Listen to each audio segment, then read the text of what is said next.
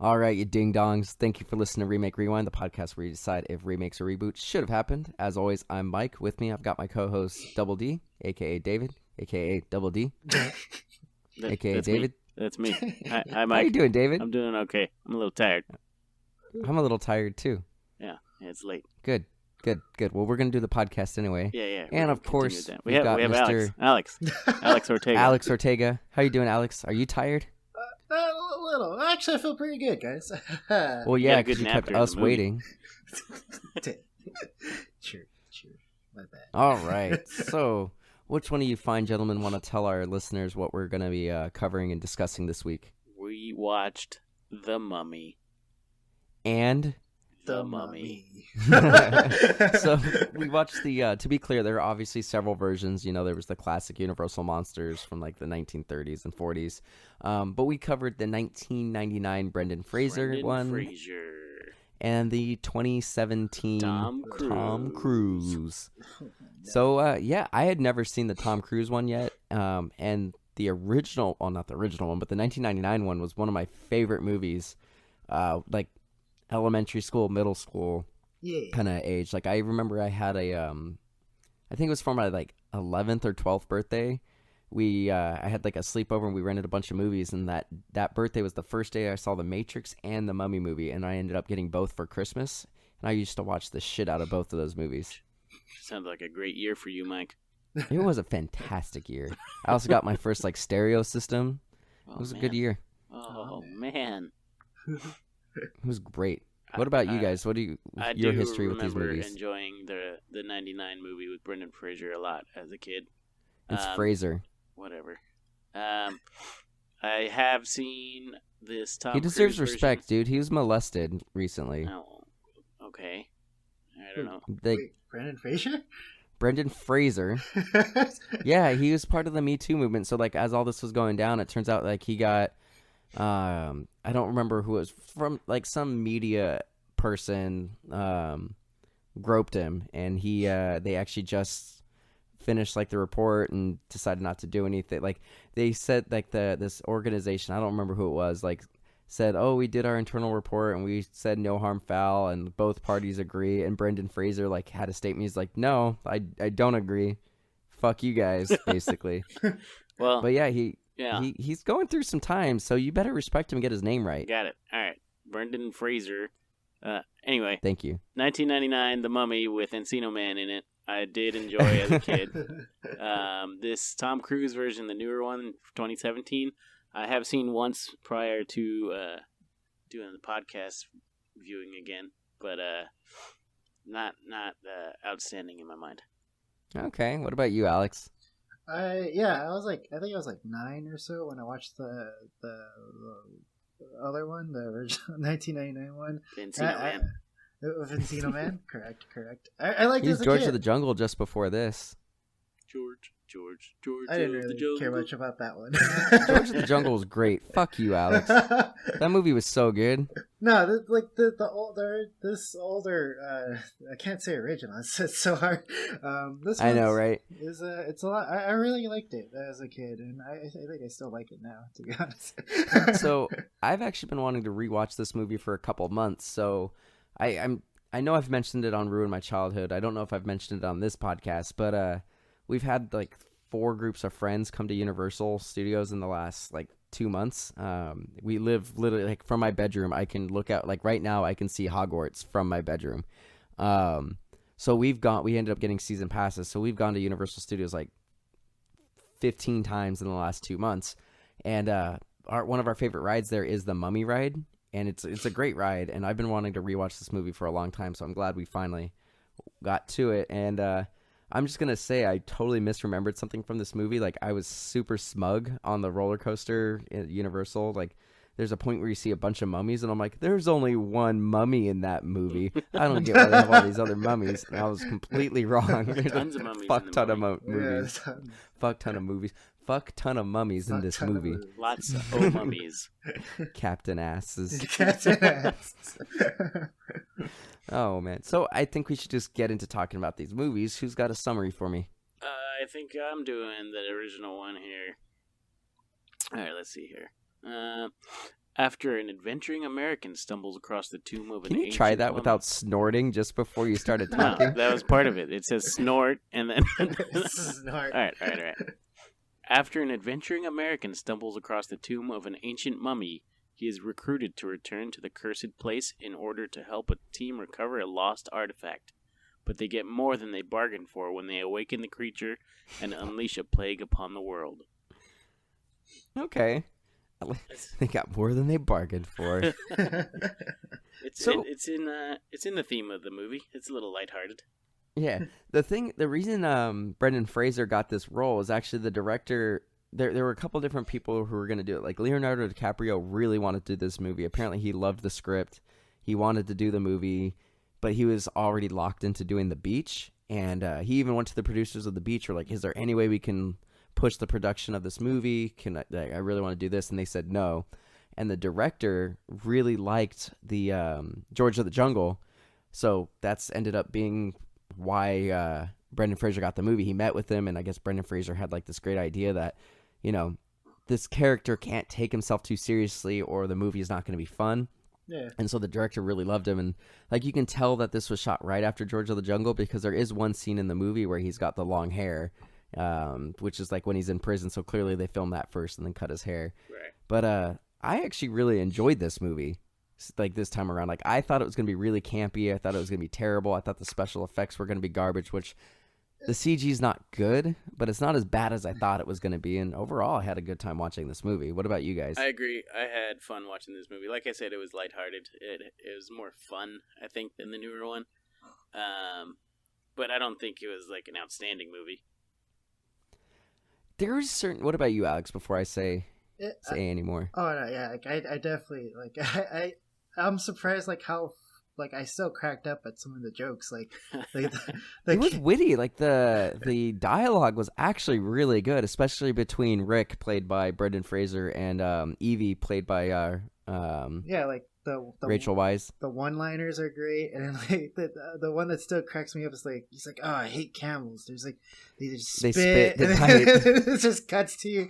I forgot the guy's name, but he's like Jonathan is the character. yeah, and he's like, then that guy's just spits also. I'm like, oh, this is Yeah. great.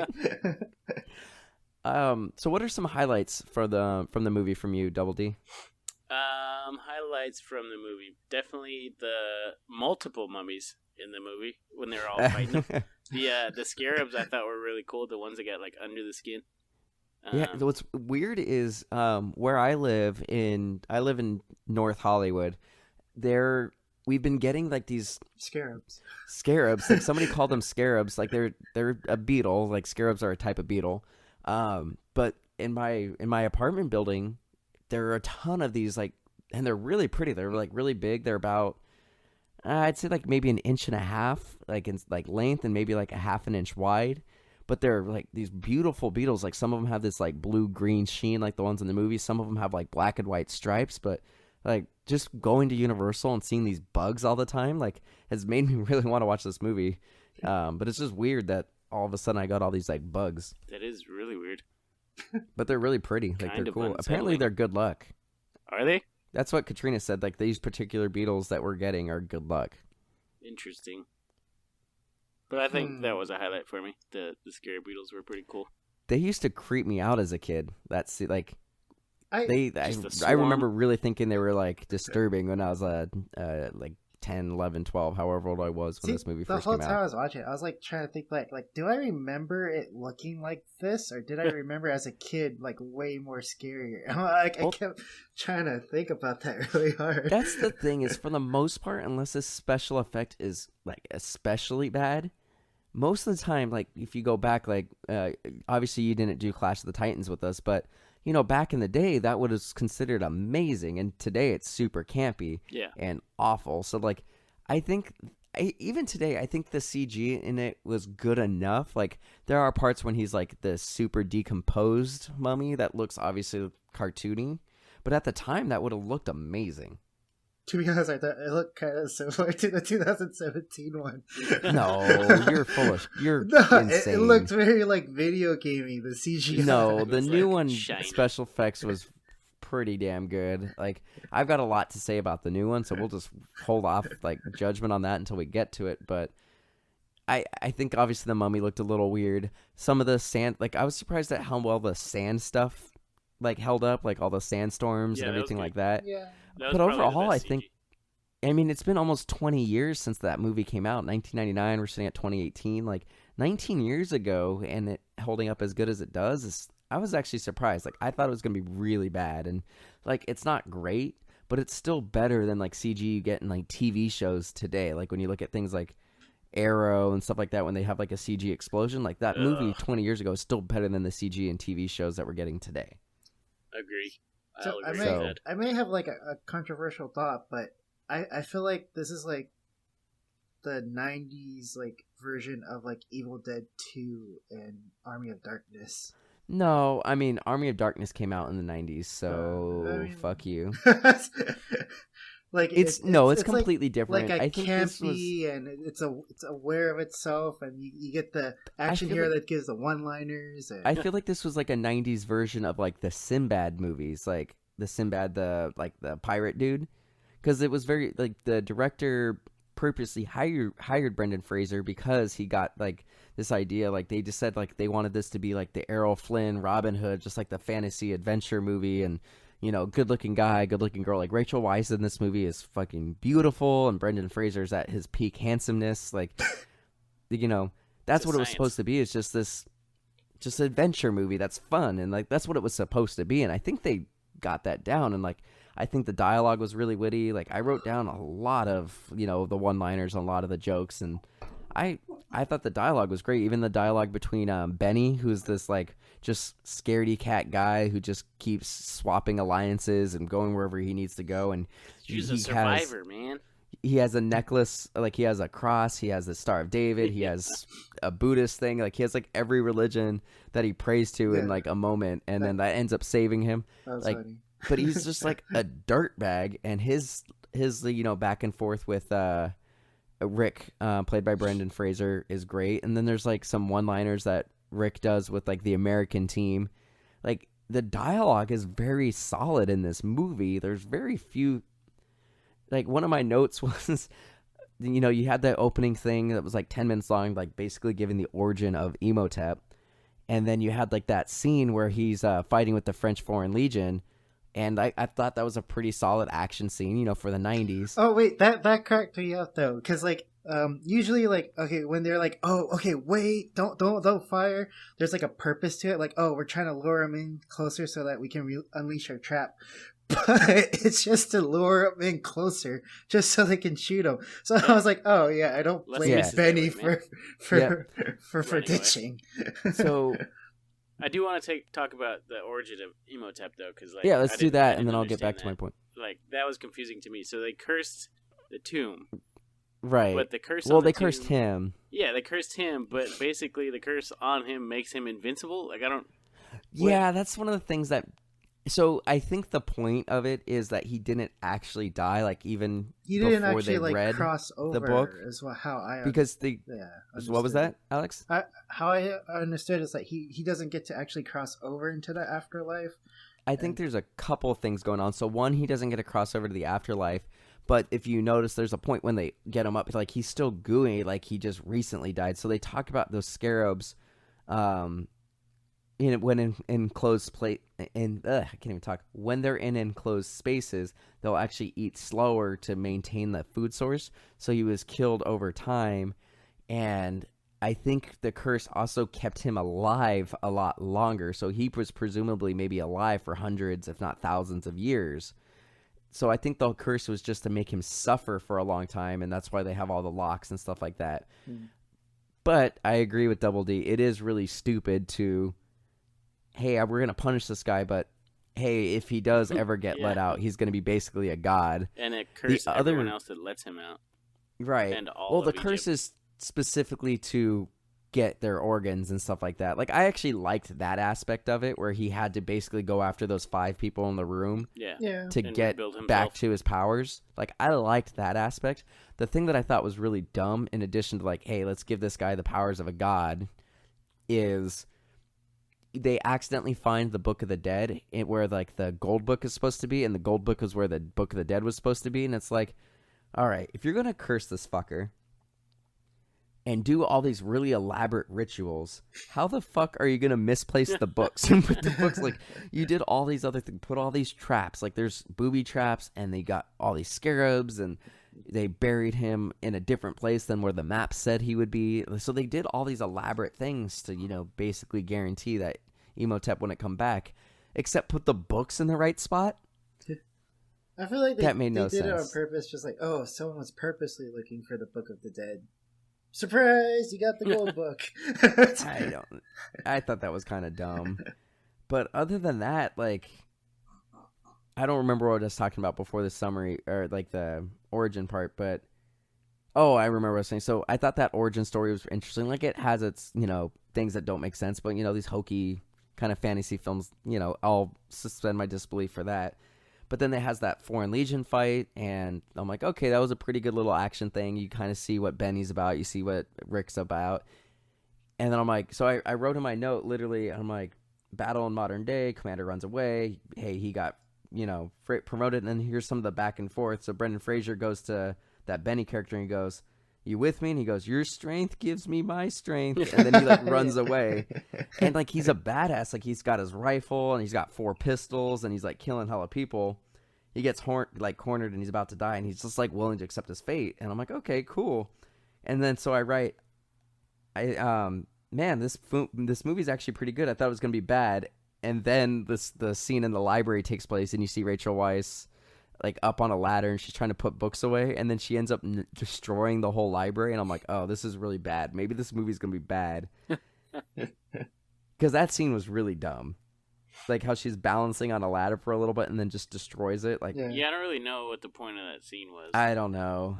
I think I don't know. I didn't like that. It didn't make sense, because the rest of the movie, Evelyn is a very capable woman. Like, she like the whole holds time. her own. And, yeah, she holds her own. She fights some of the Magi. She's able to manipulate the mummy a little bit. Like, it was really strange to have her have this like super clumsy, almost stupid moment. Like, she's supposed to be a very smart, capable woman, but to give her this like scene just didn't really make sense. Yeah, it didn't make sense to like lessen her value at all. No, I agree. I really didn't like that scene. I did like the scene where she and Rick meet for the first time, and he's in prison. He's about to get hung, and he like kisses her to like get me out of here. But I loved when he's about to get hung, and they're like, any last requests? And he goes, yeah, loosen the knot and let me go. And the guard like speaks Arabic and like yells at the warden, and he's like, no, we're not gonna let him go. And then they actually hung him, and I don't know if you guys knew this, but Brendan Fraser actually like passed out. Oh shit! And had to be resuscitated after that scene. Like, they accidentally hung him. Oh my god! Thank God he didn't die. Yeah, thank God his neck didn't break. Yeah. Jesus. They addressed that. He's like, oh, his neck didn't snap. Yeah, his neck didn't break. I mean, almost in any movie where there's a hanging, somebody will normally comment like, oh man, their necks didn't break. We're gonna have to watch them die. But I did like later on. There's a point when, like, Evie says something along the lines of like, I don't want to deal with this guy. He's dirty, filthy. He's a scoundrel. And then like he comes by and he's like super handsome, and she kind of is like, ooh, ooh. And she asks like, why did you kiss me? And he's like, I was about to get hanged. Like, it seemed like a good idea. You know, that kind of dialogue. Like, I mean, it's simple, but I liked it. And then like, you know, there's another point where he sees Benny, and Benny like on the boat, like they're on this like river cruise, and you find out that there's this American people who are trying to go to the temple as well, and they're like, we've got somebody who's been there before. And then you see it's Benny, and he's like gonna throw him. He's like gonna kill him. He's like, I think I'll kill you. He's like, what about my children? You don't have children. I could have children. And then he's like, you're going in the river, and throws him in the river. And then later on, there's like literally like there's a big battle on the boat, and like I have actually an issue with the battle on the boat. I'll get to that in a minute. But then they're like, the boat burns down and sinks, and they're on opposite sides of the river, and Benny's like, I got all the horses. He's like, you're on the wrong side of the river, jackass, kind of thing. Like, and that's just like little stuff. Like, there are a lot more like cheeky dialogue moments that were really fun. Like, the chemistry that this cast had was really good. I will agree. Do you guys have anything else? Any other highlights? Because I've got one goof that I want to point out, but I want to give you guys an opportunity to say stuff. Just since you guys mentioned the CG in this one, I just want to, off topic, the Scorpion King. That was terrible. Yeah. I don't know if you And guys remember that. I think that was why I was worried that this movie was going to be worse than it actually was, because when that movie came out, the Mummy 2, the Scorpion King, or whatever, the Mummy Returns, I think is what that one's called. Yeah. I remember at the time thinking the Scorpion King looked terrible. Yeah, he was so to bad. kind of answering Alex's question, like sometimes you will notice if something's especially bad, it'll pull you out of the movie. Like I thought that was especially bad, and I'm like, that was really bad. This is probably going to be worse, and it really wasn't that bad. No, I think this one was better than the Mummy Returns. Oh, I agree 100%. The only thing I really remember from the Mummy Returns liking are like the little pygmy mummies. Those were kind of funny. Yeah. But other than that, no. Also, a lot of the mummy fights in this movie were actually pretty funny to watch. Yeah, like I thought they were pretty good. Like the choreography was good at one point. With like there were two types. Well, I guess there's three types of mummies. There's Imhotep who had all the powers, and there was like your classic shambling kind of like zombie mummies, and then there were like the guard mummies, the warrior ones, who could like run on the walls, and they actually knew how to sword fight, and they were a little bit more agile. Like, so how he fought, like those ones almost killed him, and then like the shambling ones, like he was able to wrestle around and just punch them, and they would fall apart. Like, I liked that there was varying difficulties of mummies. Go ahead, Alex. One thing I want to mention is I like Winston, how they set him up. He's like this suicidal, like he's set on a suicidal mission. He's like, he wishes like he went out on a glory, and like I like how they approach him. Blaze of glory. Where Jonathan goes up to him and he's like, oh fuck, what did he say? He's like, oh, is there like, am I likely to die or something like that? And Jonathan's like, yeah, I mean, everyone else that we met died. Why not you? Yeah. Well, and then he gets the smile on his face, and he does it because, like, obviously he was a military guy, and he went through the First World War, and everybody he knows is dead, and he's just like, it's rotting, and he has nothing to do. Like, he wants adventure. So, like, ultimately he does die. Like, they crash the plane, but he dies with a smile on his face. He goes down in the quicksand. Yep. It's like a really nice world that I just like being in. Like I like all the characters. It's fun. And stuff. Yeah. I mean, like everybody, like I said, I think the chemistry among everybody was great. Like there's that scene where Benny takes his name was Mr. Burns. So Double D kind of touched on the curse a little bit. So the two different crews, like the main crew of Jonathan, Evie's sister Evelyn. Or Evie is what they call her, Rick O'Connell, and then there's like this warden guy, the guy who let him out of prison, are like one crew, and then there's the American crew, and they find Imhotep, and the other crew finds the book, and they like read from it, and they make the curse, right? So Imhotep has to go and kill all those people to get his flesh back, and then he'll be invulnerable, and you know, all that stuff. Not scared of cats. He's scared of cats. He takes this one guy's tongue and eyes before he gets stopped, and he has to come back. So there's a point where he's got like this mask and like robes, and Benny is like, hey, I've got this guy who wants to help you out, like meet with me, and like he'll help you out. And then it turns like he sets him up, and there's like the whole mummy thing, and he eats him, and you know, and like every time that the mummy goes after somebody, he like takes them out in a different way. So like one time he gets like all these brainwashed people to kill the guy, and then another one is he literally lifts him up in a cloud of sand and like spins him around, and like I just liked how he had these magic powers, and like it's completely different than the new one. Like the new one has a similar thing, but this one is just like I thought it was a lot more creative. Yeah. But overall, like, you know, I took a lot of notes. Like I could spend an entire hour talking about this movie. Once again, I just got so many one-liners on here, like when the mummy pops out, she's, God, I hate it when those things do that. And then he's like, is he supposed to look like that? And she's like, no, I've never seen one look like this. He's still. And then Rick and Jonathan say juicy at the same time. Like, everything's really good. There's another point where, like, the entire time they're in that temple, every time they say something or do something, you always hear a sound. And at one point he goes, man, that happens a lot here. Like, Yeah. you know, it's just like you said, Alex, it's very self-aware. It doesn't take itself too seriously, but like it's serious in the right times. Like the pacing in this movie is incredible. The action's fine for like a 90s movie. It's just a fun movie. And there's comedy even in the serious points. Like at the end of that movie, they find the gold book, and you know, Jonathan is struggling to read from it, and he needs to read from a certain passage so that way he can control the mummies. And then he uses the mummies to fight Imhotep and Imhotep's girlfriend. And, you know, there's humor in that point where he's like, I don't know what this is. It's like a bird. It's a stork. And, you know, It's just really fun. You guys have anything else to talk about with this this movie? I think I said everything I have to say about it. What about you, Alex? Yeah, no, I like definitely echo like what you said. It's just a nice, like, I forgot how fun this movie was. Yeah, me too. I did not expect to like it as much as I did. Yeah. I did. What you guys were thinking. I was fond of this movie. I thought I was gonna like it. So we're actually covering this movie on Ruin My Childhood as well. So we'll be doing it. I'm gonna be having this conversation twice, basically. But the only thing that I didn't like, and it was like, there was a few continuity, like a few errors in this movie where, like, you know, it's a period piece, and they mentioned like Libya, and Libya wasn't a country for like another like 15 years after like this movie takes place. And I don't normally notice this particular thing. Like a lot of times in movies, you'll see somebody with like a machine gun that never runs out of bullets, right? Yeah. Or in The Walking Dead, they can pump a shotgun like 50 times. Like shotguns have no like infinite ammo in The Walking Dead.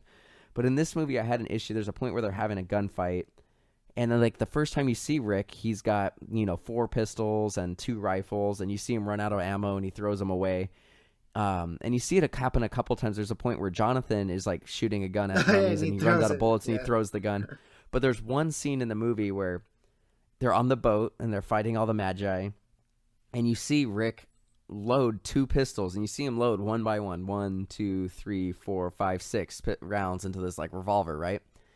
And he fires at least 14 times. So you see a couple times where he pulls the trigger at the same time, but you hear at least 14 fires. But he could only have 12 rounds in those guns. Max. Right.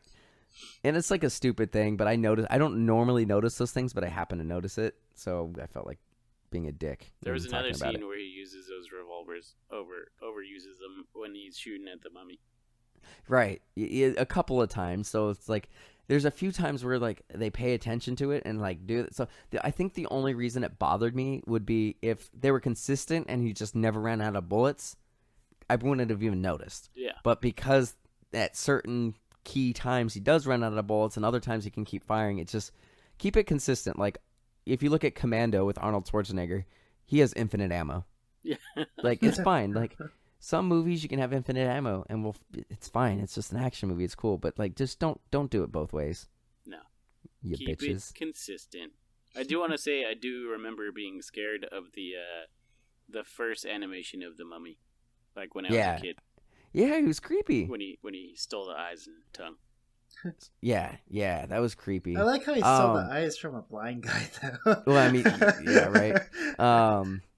The other thing, so a couple little other things. So you know how she's wearing like a white nightie in the boat? Yeah. When they apparently that kept going see through, so they actually had to pay extra after the movie to like.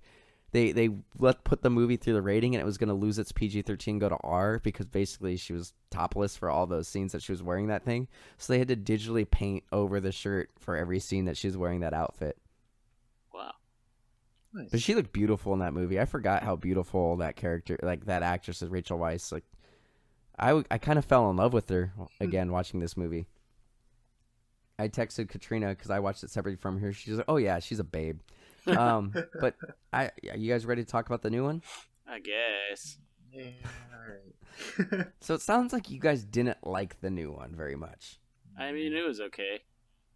I much preferred the 99 mummy. Definitely. So I never got around to seeing this in theaters. Like I think I was like on vacation, like I was in Oregon or something when it came out, and I just never got around to seeing it. And I'm a big Tom Cruise fan. Like I know he's a crazy person in real life, but I love pretty much all of his movies. Like, I cannot wait for the new Mission Impossible movie that's coming out in just a couple of weeks. I feel like that's what they try to do with it, though. They try to make it like Mission Impossible-y. Well, Yeah. so that's actually more or less what happened. So the thing that's weird about this franchise, so they had like the Universal logo, and then they had Dark Universe. So they tried to do this like shared monster universe like 4 or 5 years ago with Dracula Untold. Yeah.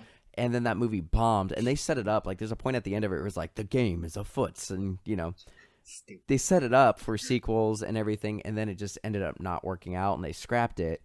And this was the second time that they were trying to build this franchise, and they already announced like Javier Bardem was going to be Frankenstein's monster, and Angelina Jolie was going to be Bride of Frankenstein, and Johnny Depp was going to be the Invisible Man, and Benicio del Toro. Oh, no, that's Wolfman. That was unrelated.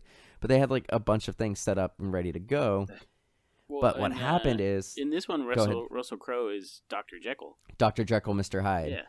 But what ended up happening... And he was going to be like the Nick Fury of this universe. But what happened was... So, a lot of these big actors like Will Smith, Tom Cruise, Mark Wahlberg, these big actors like that who have like a kind of like a signature style, Adam Sandler...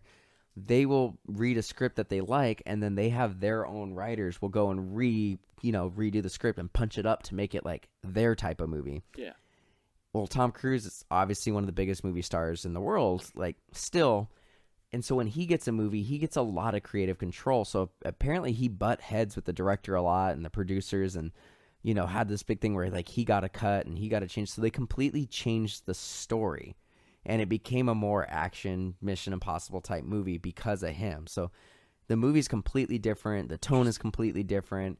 This movie had a ton of issues with the production because of him. Like the director, the writer, all the producers basically are like, yeah, it's his fault that this movie came out the way it did. So I mean, I don't know. I mean, like they're like, because I like Christopher McQuarrie. Like he like did he direct this? No, he wrote the script for it. So yeah, Christopher McQuarrie directed the last Mission Impossible, and he's directing the new one. I like him too. It's weird that he didn't direct it if he wrote it and Tom Cruise was in it. I think it was one of the wasn't like the Alex Kurtzman or something like that. Alex Kurtzman. Yeah. Who did? He's basically been like a producer, like and a writer, and. Yeah, he did. He got a. He's most famous for the Star Trek movies. He like wrote the first 2 Star Trek movies that J.J. Abrams did. Yeah. So, you want to summarize this movie before we get too deep into it? So this is from Pretty Little Liar. Aww. After being betrayed and having her destiny wrongfully taken from her, an ancient princess is back with vengeance and determined to take back all that should have been hers, including the world, bringing with her terrors that defy human comprehension. Yeah, sure. Yeah, that's what happened. Yeah, I mean, Tom Cruise was definitely confused, so yeah. So the thing I was that confused too. confused me the most about this movie is, and I thought this movie was a lot better. Like, I heard this movie was terrible. One of my favorite podcasts, Mr. Sunday, or it's not Mr. Sunday Movie, it's Mr. Sunday Movies is on it, but it's called The Weekly Planet, and they were just like, it's fine. It wasn't great. That's how I would categorize it. But a lot of other people didn't like it. So normally I watch the original movie or the earlier movie first and the new one second, but because Katrina and I were both going to watch the other one, I ended up watching this one first, and I'm glad that I watched this one first. Because I actually enjoyed it. But if I watched this second, I probably wouldn't have enjoyed it as much. Yeah, I don't think you would. But I watched this first and, went into it with low expectations. And I honestly didn't think it was terrible. I don't think it made any sense. Nope. So the big thing, maybe you guys can explain this. Double D, you've seen it twice, so maybe you might understand it better than I did. So, very similar. So this one was originally supposed to be a male mummy as well. And they were going to do some certain things, but they were like, they did all the things we wanted to do in X-Men Apocalypse with Apocalypse, so they changed it. And the actress who plays the mummy, Sophia Boutella, I think is her name. She was in Kingsman and Atomic Blonde. I don't know what it is about her, but I love her. I think she's gorgeous. I think she's great in every movie she's in. Hot. Was that? I think she's like, there's something. She's a dancer. There's something about her. I think she's great, and I really wanted to see this movie when it came out. But similar thing, you know, she gets cursed, and it's basically the same curse as the original movie. And she was gonna bang a dude and like bring her dude into the afterlife, and she decides that Tom Cruise is gonna be the vehicle for that, right? So the thing that confused me about this is Dr. Jekyll, Mr. Hyde, played by why can't I think of his name right now? Russell Crowe, thank you. Is like collects monsters and makes sure that monsters don't. Basically, it's S.H.I.E.L.D., but with monsters, right? Yeah. It's exactly what it is, right? They're basically building the Avengers, but with monsters. He wants to kill Tom Cruise, and he wants to get the dagger and the stone, which is what completes the ritual, and kill Tom Cruise, right? Right. Yeah. And Tom Cruise is like invulnerable. He can't die because of she chose him. But she wants to stab him with the knife to complete the ritual and make him immortal, but whatever, right? Right? That's like what she needs to do. But then at the end of the movie, he decides, oh, I need to stab myself and take myself out of the equation. Like, if I die, she can't do anything. But then he gets all of her powers. But he's not like an undead monster. So, what? Like, all three people think that the knife needs to kill him. Like, you need the knife. But he ends up getting all the powers and basically becomes like a superhero. She needs to kill him, use the knife to complete her ritual. So all three people want to do the same thing. Like, So who was right? For what I understood, or Him? or is it like they yes, it's all going to be summoning that one god, but like she's trying to Set. She's trying to make him fall in love. And like I think that's the god is in love because when he is the god and he's looking at her, he is falling in love. But it's just so poorly. But why didn't Set go? Maybe because she didn't do it and do the spell. But like, no, it's because why he kept did stabbing himself give him all the powers? It's not that he stabbed himself. It's just that because he kept remembering about Jenny or Jennifer. Jenny. Yeah. Because if you watch that From Fast and the Furious, I seriously just like watched this movie 2 minutes ago. But yeah, because like he was starting to fall for her again, but then like he looks over and then he's like, it looks over to Jenny, and then he snaps back and he's Tom Cruise again. So like it's not that he stabbed himself that changes things. It's just that his love for Jenny is what changes things. Is that what it is? Yeah. But even that didn't make sense because it's like he barely knew her. Yeah. Sometimes you just have that connection, Mike. Actually, that's what he was trying to argue to her too. That's true. Right.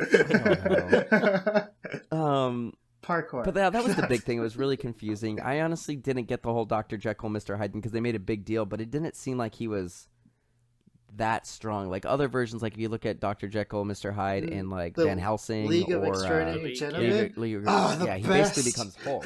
Yeah, exactly.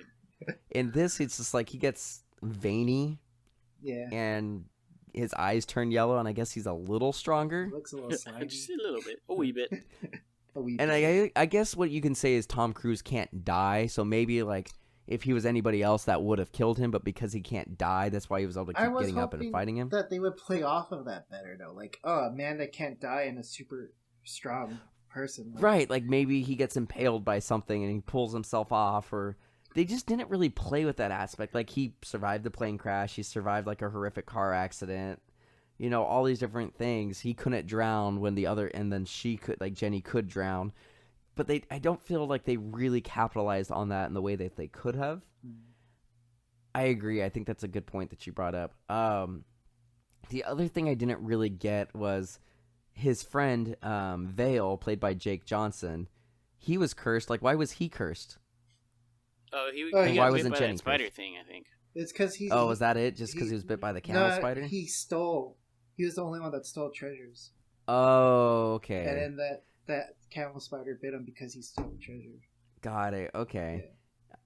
I guess. I mean, I feel like we're writing the movie. Like, it's not explained at all. Like, I guess that makes sense. But like, The thing that was why zombies? right. Well, and the thing that was weird I with kind of that like character, that. well, the thing that was weird about this one is I will buy that like the mummies in the like the tomb with her, she can control. Yeah. Because they've been embalmed and they're mummies and there's magic with the Egyptians and stuff. But why would the Crusader mummies, not mummies, but like just the Crusader corpses come to life? And they weren't mummified. They were just buried. Like Christians don't mummify their dead. Yeah, so it should have just been like there skeletons. shouldn't have, if anything. So that kind of didn't really make sense. And even if they did, like, I get she has power over death. Like, I'll buy that. Like any recently dead corpse that she could take care of, like she can control. But to me, it didn't make sense that like something that should have just been bones would be able to move around. But whatever, it's a movie. I can suspend my disbelief.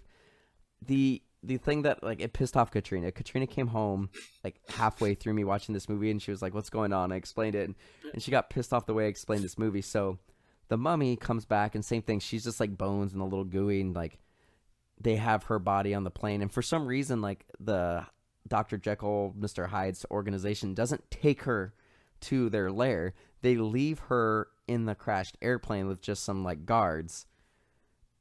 That didn't make any sense to me, but like she like goes to these guards, and I explained to Katrina, I'm like, she's like, oh, so how does she get her like body looking good again? And I'm like, oh, she sucks off people. She's like, what? And she go, I'm like, oh, she sucks people off. And she's like, what are you fucking talking about, Mike? She's like, don't say that. I'm like, no, she literally like jumps on people and like a dementor like sucks on them. And like she gets their skin and stuff like that. And then I'm like she sucked off this dude, and then she sucked off this dude. I'm like, I think the whole point of the movie is that she needs to suck off Tom Cruise. I mean, she wanted to. Right. But Tom Cruise. And then turned later around on, there's a and sucked point her where off. like, what was that? Tom Cruise. But yeah, turned then around, Tom Cruise sucked her off. Good old Exactly. Tom Cruise. But I mean, that's literally what she does. Is she would like put her hands around someone's face, open her mouth really wide, and just go and like suck the essence. So she sucked them off. It was like John Coffey, but in reverse. Yeah, it was weird. But yeah, Katrina definitely did not like my description of what was going on. The other thing that's weird about this man, so he's like, it's hard to like Tom Cruise's character because he is profiteering from like war, like Yeah. he is stealing relics, like he's technically gone AWOL. He was Kinda just a thing. douchebag. He is a total douchebag. Like he wasn't like, there was no real redeeming qualities about him. Like, you know, he did seem to care about Jenny a little bit when he puts like the parachute on her, and I did like that zero gravity That scene. was Like like I a thought that good was pretty cool. sequence. That was like the only, to be honest, only one. And they actually did that. That wasn't CG or wire work. They actually did 56 flights. Whoa. And did the zero G thing. That's like cool. it looked incredible. Yeah, it was really great. So that part was cool. Like it's awesome that they did that. And apparently like everybody but Tom Cruise and Jenny got sick and like threw up doing that. Honestly, when I watched this movie, I was like, hey, this isn't so bad. I didn't like it, but I didn't dislike it. But after watching the 1999 one, I was like, there's no charm to this movie. Nope, yeah, not at there's all. no charisma. The only charm was Vale. Yeah, and like what's funny He about died him is like immediately. he really wanted to do this movie. He's like, I really want to work with Tom Cruise. I think this is gonna be cool. Like, and honestly, I get why a lot of people sign on all for these like the DC movies. Like the DCEU movies have sucked, but like when you sign on to like right now, like the age of the superstar is kind of gone. Like it used to be, if somebody like Tom Cruise was in a movie, it was guaranteed to make money. If you know Charlton Heston, when he was in a movie, it was gonna be a success. You know when why can't I think of his name? The guy who was in the Godfather, one of the why can't I think of his name? I can't think of any names right now. He's considered the best actor of all, Marlon Brando. If he was in a movie, it was gonna be a hit. Well, I feel like Well, it's just it's not with Tom Cruise anymore. Like well, I feel like it's not really the Rock, anybody anymore. The Rock, Well, but even makes that movies Rock, and- the Rampage didn't do all that well. No, it did. It did all right, it but did. it wasn't like a blockbuster. Like it didn't blow up. Like it's out of theaters already. There isn't really a true rock star anymore where if you're in a movie, it's gonna be a hit. So a lot of people, like it used to, a lot of people like big actors would like, I don't want to sign on for a franchise and get stuck doing these movies. But now a lot of people like big actors like Robert Downey Jr. Well, I mean, he wasn't all that big before Iron Man, but a lot of these people are signing on for these things because it's guaranteed work. Yeah. And it's guaranteed, movies. So a lot of these people are signing on for these movies. And that's why he did it. It's like, he's mainly done TV. He's done a few movies. He was in Jurassic World. He was in that Tag movie, which was great, by the way. You guys should see it. Tag was hilarious. But he did this movie because he's like, I'm going to get to do work in a bunch of movies. I got to work with Tom Cruise. It's a consistent gig. But then he read the script. He's like, oh, shit, I have to do stunts. So he was going to back out of the movie. And Tom Cruise called him and was like, don't back out, man. He goes, well, I can't do these stunts. He goes, you can work out with me. So they worked out together for like 4.5 months. And he got his access to Tom Cruise's private gym. Oh, whoa. Which, that being said, Tom Cruise is 55 years old and looks incredible. Yeah. Still doing all these action movies. He's a fucking crazy person. Yeah, he is. But he fucking works his ass off. Like, he works so hard. I have a lot of respect for the guy just for how hard he works. But he's a fucking crazy person. And I'm really excited for Mission Impossible, the new one coming out, because that movie is the reason why Justice League got fucked up. What? Because of the mustache in that movie. Because that's right. Henry Cavill has the mustache. Oh, God. So bad. Should have just left it on. It would have been great. Right? Well, no, the thing is, honestly, the better. So Warner Brothers offered to pay to CG the mustache and beard back on, which is actually easier to do. Way easier. Right. And Warner Brothers was like, well, not Warner Brothers. Universal was just like, oh, no, sorry, not Universal. Paramount was just like, no, fuck you guys. And realistically, Paramount didn't need to let them do anything. They let him borrow him. Yeah. While he was still in the middle of shooting that movie. The only reason they were able to do it is because Tom Cruise broke his arm or leg filming Mission Impossible. Fuck. And so they let him go back and borrow him. And it's like they did 2 different sets of reshoots for Justice League. Like, that movie was fucking doomed from the start. Like, Paramount knew it was like, you guys are fucked anyway. Just fucking CG it. I feel like we just completely got off this movie. Anything you guys really want to talk about on this movie? I like that the book makes a cameo. Did it? Yeah. It did. Yeah. The book that he hits him with. It's the one from the 90s movie. Yeah, this is supposed to be in the same like they say that it is supposed to be like in the same universe. It could have been cool if they hey, this is Rick O'Connell's like grandson or something. That could have been interesting. It's not. They didn't do that. I did like when he got the powers, like he got the 4 eyes and kind of thing, and like it shows him like he's going off in the Middle East and like basically being a superhero in the Middle East using the storm. And like, I'm kind of bummed that this didn't do well. That it's not because like I think that needed this movie to get the universe going. Really, like, there is potential. I wouldn't want to. I think now that he has his powers, it could be kind of cool. Like we get I would have been Creature from the Black Lagoon. Oh yeah, the arm from the Creature of the Black Lagoon was like also good. Yeah, you got a lot of stuff. Good. You saw like the vampire fangs. Skulls. Yeah. I think I would have liked those movie properties individually. Like Jekyll being in here, he didn't do it served no purpose. Well, no, I mean it had that like the whole like the fight. Like he saved them. Like actually, honestly, if it wasn't for them, like the world would have ended because they. Right as the mummy was gonna suck off Tom Cruise, they like harpoon her with those like grapple guns and save the day. So like they have the technology, they know how to fight monsters. He had this contraption to put mercury in her blood because apparently mercury is bad for like undead. So like they were putting mercury in her blood and like putting her in a pool full of mercury. So it's like they have this research. Like there is value to it.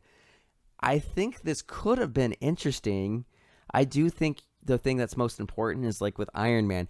Make one good movie and then have the Easter egg or have an post-credit scene and then build.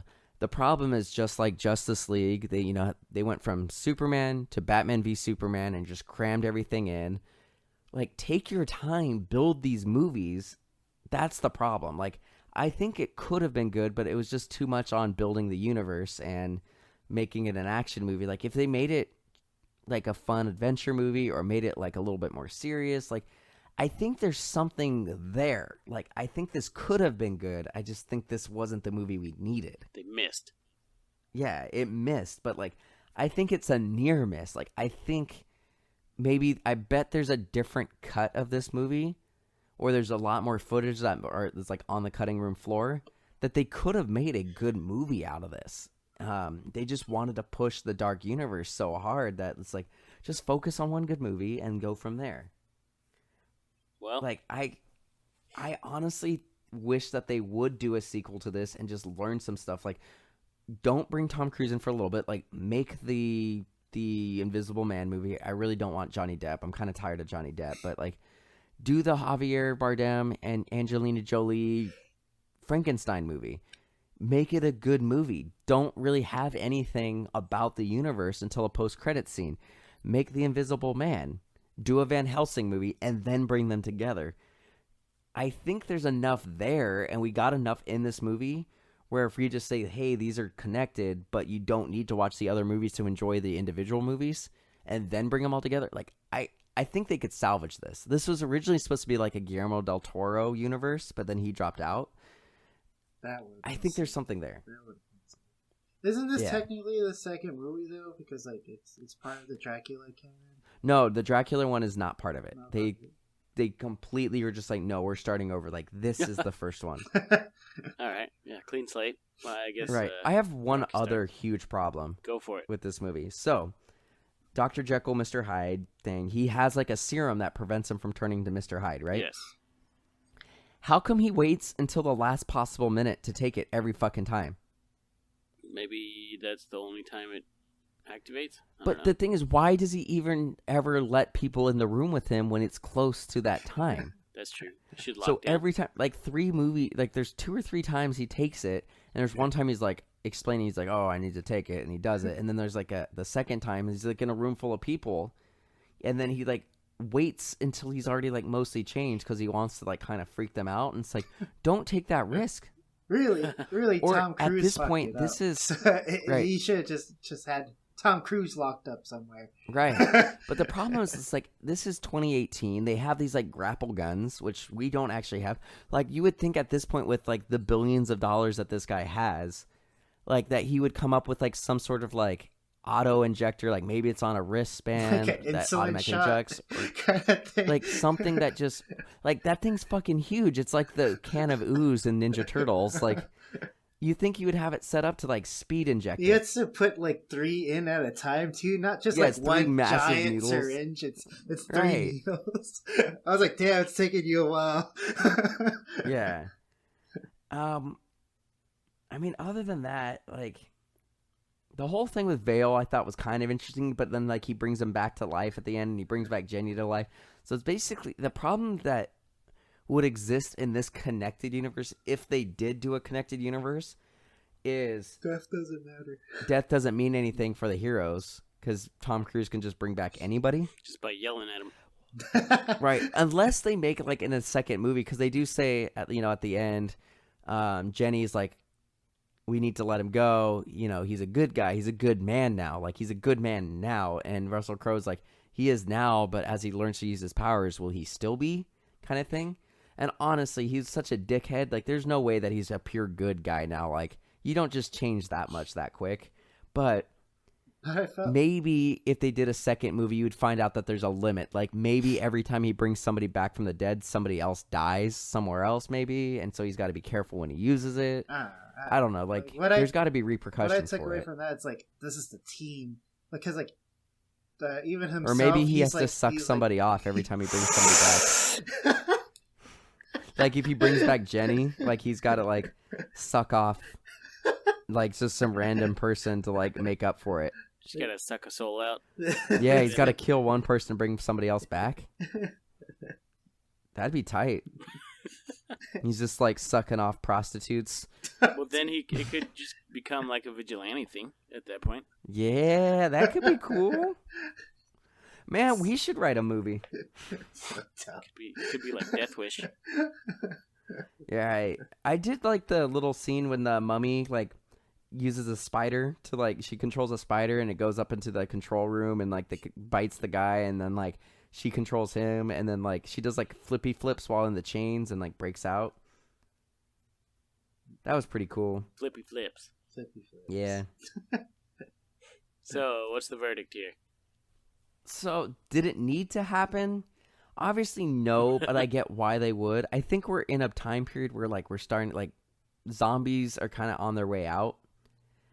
and vampires were, like 10 years ago. So like, I'm okay with them rebooting it. I just don't think this hit the mark. Like, I was fine with the reboot. Like, going to Universal Studios as often as I have lately, like, I really wanted a Mummy thing. So like, I'm okay with them rebooting it. I just don't think this one was what it needed to be. Didn't satisfy you. Yeah.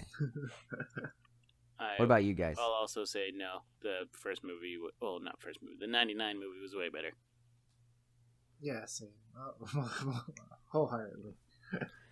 All right, so just some bookkeeping things. We are on YouTube now. Every episode of Remake Rewind is up on YouTube, as well as every episode of Ruin My Childhood. So we've had a lot of people asking us to do that. So we do need more subscribers so we can, get our custom URL. So we are going to be doing a contest giveaway kind of thing, and we'll be putting, we'll do a tweet, we'll do an Instagram video, we'll do a Facebook video to kind of give the full rules. I will also put the full rules in the description for this episode, both on the website and on Apple Podcasts and Stitcher and all that stuff. But basically, we're going to ask people to subscribe to our channel on YouTube. The link will be in the description. It's also in the bio on Instagram, and it's also, there's several links for it on our Twitter and Facebook. But subscribe, like a video, and comment on one of our videos, and we will randomly give a Blu-ray, an autographed Blu-ray for both Ruin My Childhood and Remake Rewind, and some of Dustin's artwork.